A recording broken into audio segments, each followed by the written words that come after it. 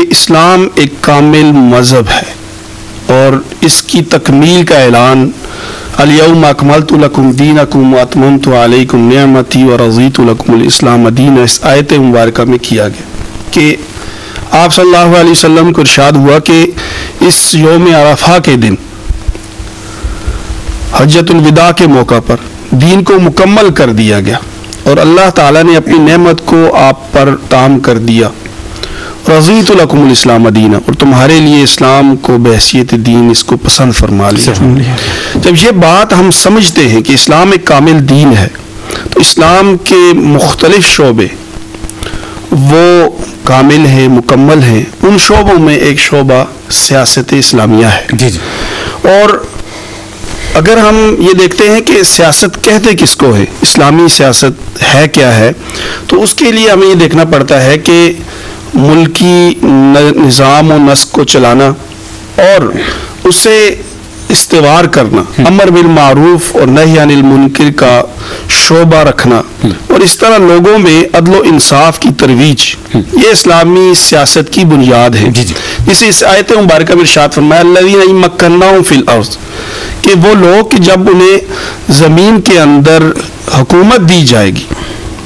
دی جاتی ہے تو وہ نماز قائم کرتے ہیں, وآتوا الزکاۃ اور زکوٰۃ دیتے ہیں, امر بالمعروف نہی عن المنکر کرتے ہیں, عدل و انصاف قائم کرتے ہیں. تو یہ اسلام کا بنیادی فلسفہ سیاست ہے کہ حکومت برائے حکومت نہیں ہے,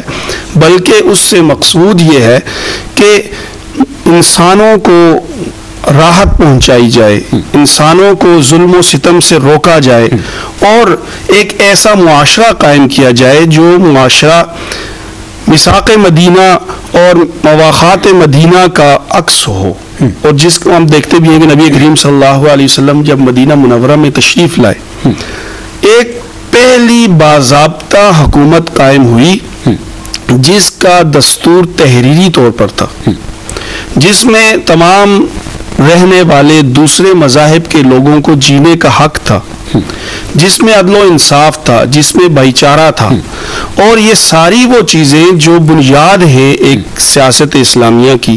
وہ ساری کی ساری نبی کریم صلی اللہ علیہ وسلم کے ہمیں اس دور میں نظر آتی ہیں. اور ہمیں یہ بات بھی نظر آتی ہے کہ آپ صلی اللہ علیہ وسلم نے وہ ساری جو چیزیں